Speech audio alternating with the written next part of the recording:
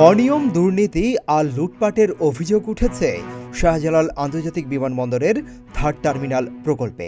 Third terminal চালুর মধ্য দিয়ে বাংলাদেশে যোগাযোগের নতুন যুগের সূচনা হবে বলা হচ্ছিল বিগত আওয়ামী লীগ সরকারের সময়। সেই টার্মিনালের ব্যয় নিয়ে এখন প্রশ্ন উঠছে, সন্দেহ দেখা দিয়েছে কার্যকারিতা নিয়েও। এখন অভিযোগ উঠছে কয়েক গুণ বেশি খরচ করেও নিম্নমানের সামগ্রী বসানো হয়েছে এই টার্মিনালের নির্মাণ কাজে। একটিমাত্র রানওয়েতে এখনই উড়োজাহাজের উড্ডয়ন ও অবতরণের ক্ষেত্রে 10 থেকে 25 মিনিট পর্যন্ত জট পড়ছে। সেখানে আরেকটি রানওয়ে তৈরি না করে শুধুমাত্র টার্মিনাল ভবনের উপর ভিত্তি করে সেবা কতখানি বাড়ানো যাবে সে প্রশ্নও রয়েছে। বলা হচ্ছে 7,000 কোটি টাকার প্রাক্কলিত ব্যয়ে কিভাবে 22,000 কোটি টাকা হলো। প্রাথমিকভাবে ধারণা করা হচ্ছে কমপক্ষে 4,500 কোটি টাকার দুর্নীতি হয়েছে এই মেগা প্রকল্পে। জানা গেছে টার্মিনালের টেকসই কার্যকারিতা নিয়েও সন্দেহ দেখা দিয়েছে। প্রকল্প পরিচালক সহ সংশ্লিষ্টদের বিরুদ্ধেও ভয়াবহ দুর্নীতির অভিযোগ উঠেছে। অভিযোগ রয়েছে এই প্রকল্পে ঘুষ ছাড়া কোনো ফাইলে স্বাক্ষর করেন না প্রকল্প পরিচালক, তাকে ঘুষ দিতে হয় ডলারে এবং দেশের বাইরে। এসব নিয়ে ইতিমধ্যে জাপানি ঠিকাদারের সঙ্গে প্রকল্প পরিচালকের দূরত্ব তৈরি হয়েছে। দীর্ঘদিন কাজও বন্ধ ছিল। প্রকল্প পরিচালক স্বাক্ষর না করায় এবং সরকারি ভ্যাট ট্যাক্স পরিশোধ না করায় অর্ধশত গুরুত্বপূর্ণ ইকুইপমেন্ট দীর্ঘদিন চট্টগ্রাম সহ বিভিন্ন শুল্ক বন্দরে আটকা ছিল। এখনও অনেক পণ্য আটকা আছে। কাস্টমস থেকে বারবার এসব পণ্যের ওটিপি পাঠানো হলেও তিনি রেসপন্স না করায় পণ্যগুলো ছাড় করতে বেঘাত ঘটছে। এতে কোটি কোটি টাকা ক্ষয়ক্ষতি ও জরিমানা দিতে হয়েছে।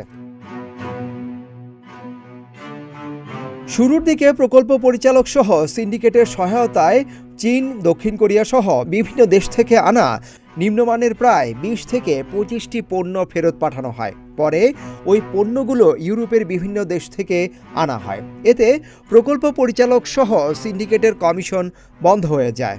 আরও জানা গেছে ক্ষুব্ধ হয়ে প্রকল্প পরিচালক দীর্ঘদিন এসব পণ্য বন্দর থেকে ছাড় করেননি। এমনকি ইউরোপীয় মানের হওয়ায় পণ্যগুলোর দামে যে ভেরিয়েশন হয়েছিল সেটির অনুমোদনও আটকে রাখেন তিনি, যার কারণে প্রকল্পের ঠিকাদার এডিসির শীর্ষ কর্মকর্তাদের সঙ্গে তার চরম দ্বন্দ্ব তৈরি হয়।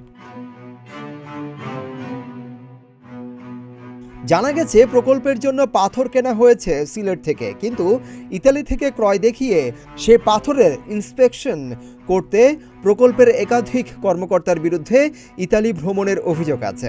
এছাড়া 1800 স্কয়ার ফুট টাইলসের মান দেখতেও বিদেশ ভ্রমণের অভিযোগ আছে প্রকল্প পরিচালক সহ 3 জনের বিরুদ্ধে।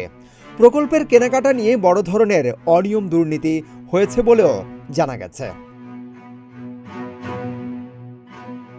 শুরুর দিকে দক্ষিণ কোরিয়া, চীন সহ বিভিন্ন দেশ থেকে অসংখ্য নিম্নমানের ইকুইপমেন্ট ও পণ্য কেনা হয়েছিল। বেসামরিক বিমান চলাচল কর্তৃপক্ষের নজরে আসার পর এসব পণ্যের মান যাচাই করা হয়। এতে বেশিরভাগ পণ্য ও ইকুইপমেন্ট নিম্নমানের প্রমাণ হওয়ায় সেগুলো সংশ্লিষ্ট দেশে ফেরত পাঠানোর নির্দেশ দেওয়া হয়। এ বিষয়ে খোদ তৎকালীন বেবিচিক চেয়ারম্যান এয়ার ভাইস মার্শাল সে সময় বলেছিলেন, থার্ড টার্মিনালের প্রতিটি পণ্যের মান ও গ্রেড স্পষ্ট করে দেওয়া হয়েছিল, কিন্তু দক্ষিণ কোরিয়া থেকে সুইচ বাল্ব সহ বেশ কিছু মানহীন বৈদ্যুতিক পণ্য আনা হয়েছিল। এগুলো যাচাই বাছাই করার পর দেখা গেছে সব নিম্নমানের। এ কারণে সব ফেরত পাঠানোর নির্দেশ দিয়েছেন তিনি। এছাড়া একটি গ্রুপ নানাভাবে চেষ্টা করেছে টার্মিনাল ভবনের lift, escalator, boarding bridge, substation, radar সহ কিছু গুরুত্বপূর্ণ আইটেম কোরিয়া সহ কয়েকটি দেশ থেকে আনার। আমরা বলে দিয়েছি ইউরোপীয় স্ট্যান্ডার্ডের বাইরে কোনো পণ্য আনা হলে সেগুলো ফেরত পাঠানো হবে। আর এদিকে বেসামরিক বিমান চলাচল ও পর্যটন মন্ত্রণালয়ের উপদেষ্টা বলেন, থার্ড টার্মিনালের অস্বাভাবিক ব্যয় খতিয়ে দেখা হবে।